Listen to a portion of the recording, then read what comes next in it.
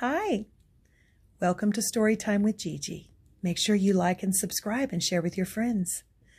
Today we're reading a little golden book story called The Story of Easter.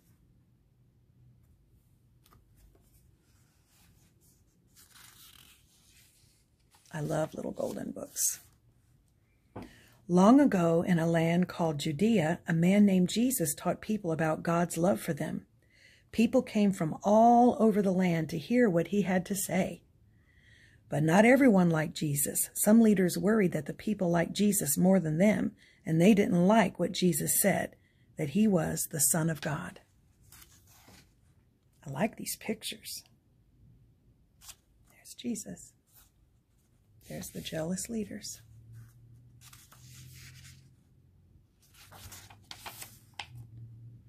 Jesus met with 12 of his closest followers who were called disciples. The Passover Feast is in 2 days, he said. We shall meet then and eat together. A disciple named Judas heard that Jesus' enemies wanted to capture him.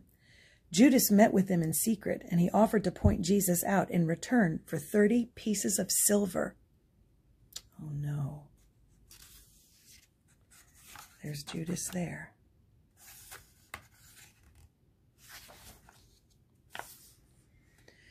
Jesus and his 12 disciples gathered together for the Passover feast. As they ate, Jesus watched them sadly. "One of you will betray me to my enemies," he said. This upset the disciples, and they stared at each other, wondering who could betray Jesus. Judas slipped out of the room as soon as he could. There he is. Jesus asked for God's blessing on the bread, then broke it and gave it to the disciples. "Take this. For this is my body, which I am giving up for you," he said. "Take it and eat." Holding up a cup of wine, Jesus gave thanks and shared it with his disciples, saying, "This is my blood, poured out for you. Take it and drink."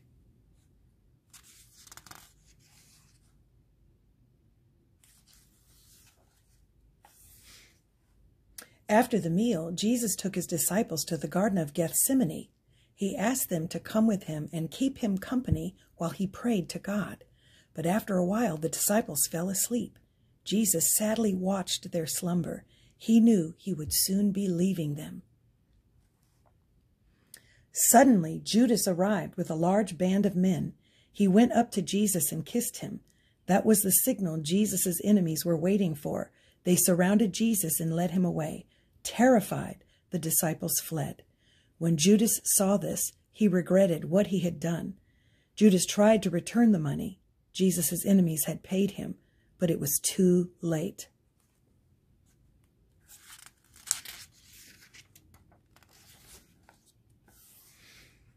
Roman soldiers took Jesus to a place called Golgotha. There he was crucified along with 2 thieves. Before he died, Jesus asked God to forgive those who had betrayed him. A man named Joseph of Arimathea asked for permission to bury Jesus.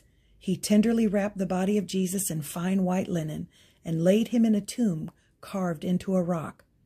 2 grieving women, Mary Magdalene and Jesus' mother Mary, watched as Joseph closed the entrance with a large stone.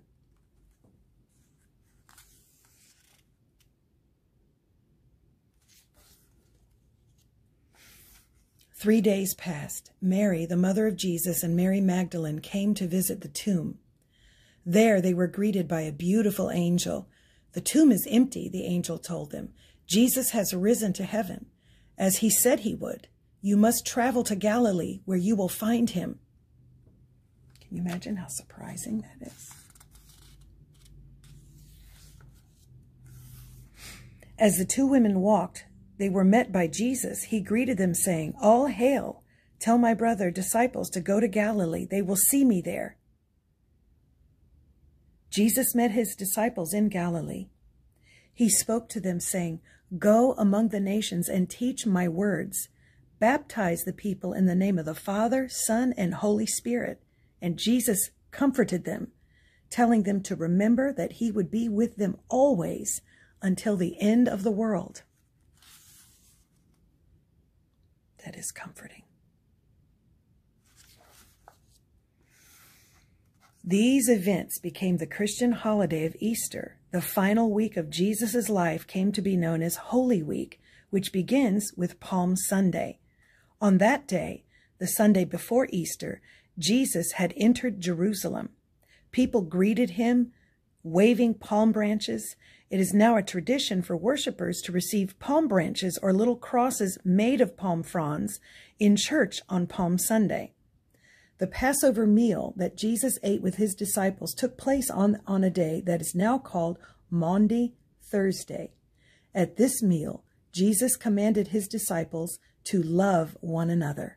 The meal became known as the Last Supper. Good Friday, also called God's Friday, was the day when the Romans put Jesus on a cross.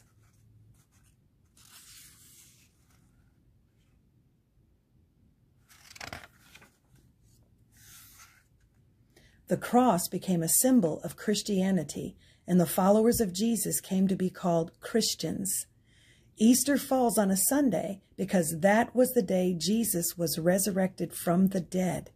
Jesus' ascent to heaven 40 days later is called the Ascension. So Jesus was alive on the earth for 40 days after he had been resurrected, talking and teaching his disciples.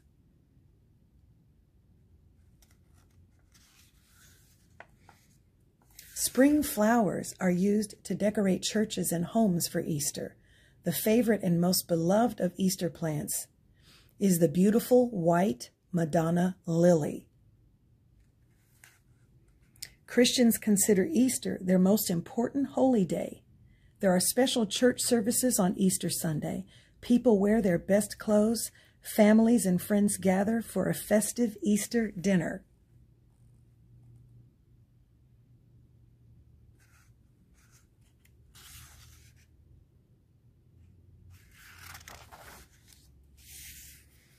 In many cultures, eggs are a symbol of life. This is why brightly colored eggs are an important part of Easter celebrations. Long ago at Easter time, people put colored eggs in grass nests made to look like birds' nests. Today, people decorate Easter baskets with ribbons and spring flowers and fill them with colored eggs and Easter candy. In the country of Ukraine, women make beautiful decorated Easter eggs called pisanki. The word means written eggs. Pisanki are often presented to relatives and friends. They are treasured gifts kept for many years. See the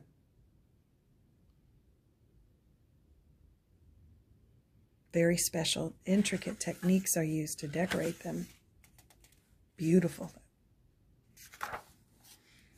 In England, Scotland, and Ireland, and Wales, many people believe that the sun dances as it rises on Easter morning. People get up early in the morning and gather outdoors to wait for this to happen. And in many places, it is an old custom to call friends and relatives on Easter morning with the greeting, "Christ is risen," to be answered with, "He is risen indeed." And that's our story. I hope you liked it. Make sure you like and subscribe and share with your friends so we can all enjoy the stories together. I hope you have a wonderful Easter. Bye until next time.